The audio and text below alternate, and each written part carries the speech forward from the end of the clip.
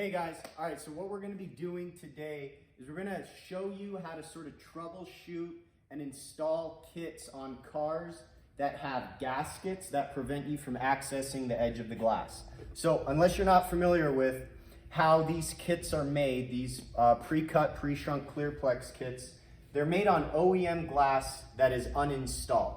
So when we make the kits are made edge to edge, right? So that means as I remove this gasket here, we make the kit from the edge of this glass all the way to the edge of that glass.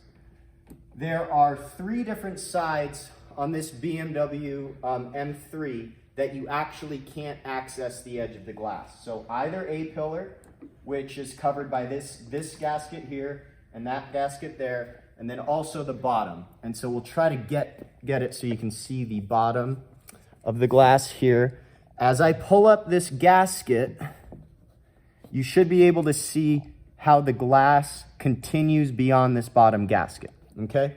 So, if you were to take the kit right now and lay it on this glass, which we're about to do in a second, you'll see that it looks like the kit doesn't fit, or it looks like the kit might have fingers.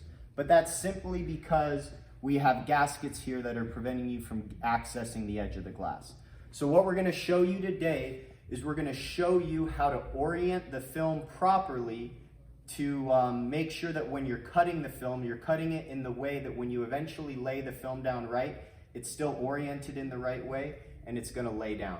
So that kind of covers the synopsis of what we're going to show you today. We're going to stop this video now and then move towards actually laying the film on the glass and showing you how to orient the film and cut it.